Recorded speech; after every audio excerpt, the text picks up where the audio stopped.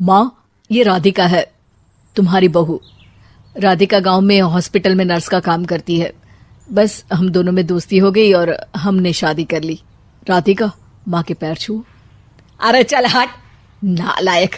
अरे मैंने क्या क्या सपने देखे थे कि तेरी शादी किसी अमीर घर में करूंगी और दहेज में लाखों रुपए लूंगी, और तू गांव की इस मामूली लड़की को मेरी बहू बनाकर ले आया।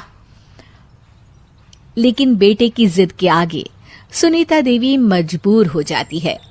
राधिका सुनीता देवी को फूटी आंख भी नहीं भाती थी। तुम चिंता मत करो भाग्यवान, हम दोनों मिलकर अपनी बहू को इतना सताएंगे कि वो हमसे तंग आकर ये घर छोड़कर चली जाएगी। फिर हम अपने बेटे की शादी किसी बड़े सेठ की बेटी से कर देंगे, ठीक है?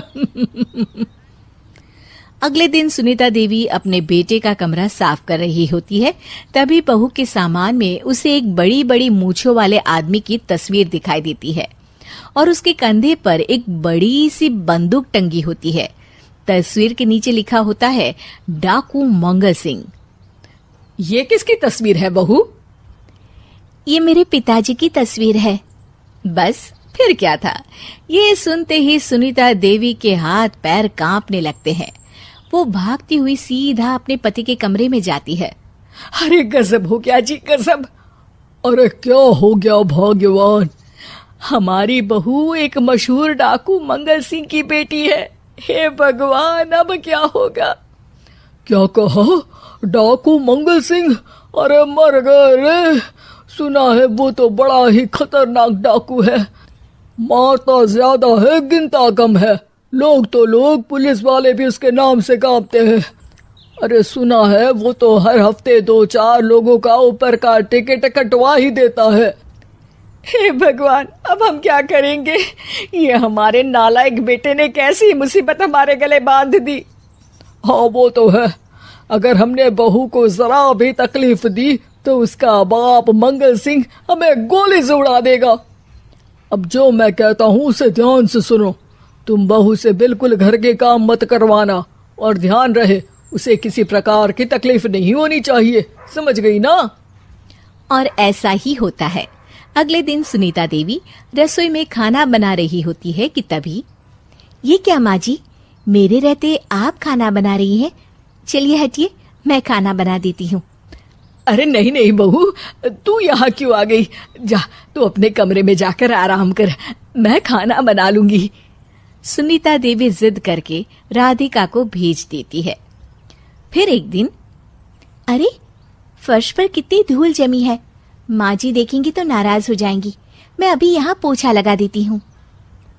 राधिका जैसे ही पोछा लगाने लगती है कि तभी उसके ससुर की नजर उस पर पड़ती है। बंसीलाल भागता हुआ वहां आता है।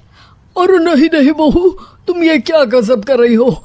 बहू तो बेटी समान होती है, और हम ना अपनी बेटियों से काम नहीं करवाते। तुम आराम से बैठकर YouTube पर किड लॉजिक चैनल की सास बहू की कहानियां देखो। वो लोग ना बहुत अच्छी अच्छी कहानियां बनाते हैं। सच? आप देखते हैं? अरे मैं तो रोज देखता हूँ। शहर की बहू तो मेरी फेवरेट कहानी है। हाँ, ये कहकर बंसीलाल पोछा लगाने लगता है। इस तरह राधिका के सास ससुर सारा दिन उसकी खुशामद में लगे रहते हैं और उसे किसी महारानी की तरह रखते थे। कैसा लगा बहू? पिज्जा टेस्टी तो है ना? अच्छा, मीठे में क्या खाओगी बोलो तो? माँ जी, मुझे तो काजू कतली बहुत पसंद है, और उसके बाद 1 गिलास लस्सी मिल जाए तो मजा आ जाएगा। ये सुनते ही सुनीता देवी अपने पति को कोहनी मारते हुए कहती है, अरे सुना नहीं बहू क्या मांग रही है? जल्दी से भागकर बाजार जाइए और सब खरीद कर ले आइए। हाँ हाँ भाग्यवान, अभी जाता हूँ।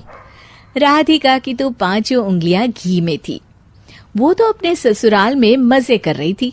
दूसरी तरफ राधिका की सास उसके लिए कभी नई साड़ी खरीद लाती तो कभी उसके लिए नए गहने बनवा देती। फिर एक दिन डाकू मंगल सिंह अपनी बेटी राधिका से मिलने अपने आदमियों के साथ आता है। उन सबको देखते ही राधिका के सास ससुर डर के मारे कांपने लगते हैं। मर गया रे, डाकू मंगल सिंह तो सच में कितना डरावना दिखता है। ऊपर से इतनी बड़ी बंदूक लेकर घूमता है। कैसे हैं समधी जी? क्या हुआ? आप इतना घबरा क्यों रहे हैं? और आपको इतना पसीना क्यों आ रहा है? आपकी तबीयत तो ठीक है ना? जी अभी तक तो ठीक है, पर लगता है बहुत जल्द खराब होने वाली है। क्या कहा आपने? जी कुछ नहीं, बताइए बताइए कैसे आना हुआ। दरअसल आज आपके शहर में हमारी नाटंकी मंडली का प्रोग्राम है, तो इसी बहाने सोचा बेटी का ससुराल भी देखता चलूं। ये सुनते ही राधिका के सास ससुर हैरान हो जाते हैं। क्या कहा? आप नौटंकी में काम करते हैं? हाँ माँ जी, पिताजी डाकू की एक्टिंग बहुत अच्छी करते हैं। उन्हें तो कई अवार्ड भी मिल चुके हैं। और ये बंदूक, ये तो असली लगती है। तभी राधिका के पिताजी अपनी नकली मूंछ निकालते हुए कहते हैं,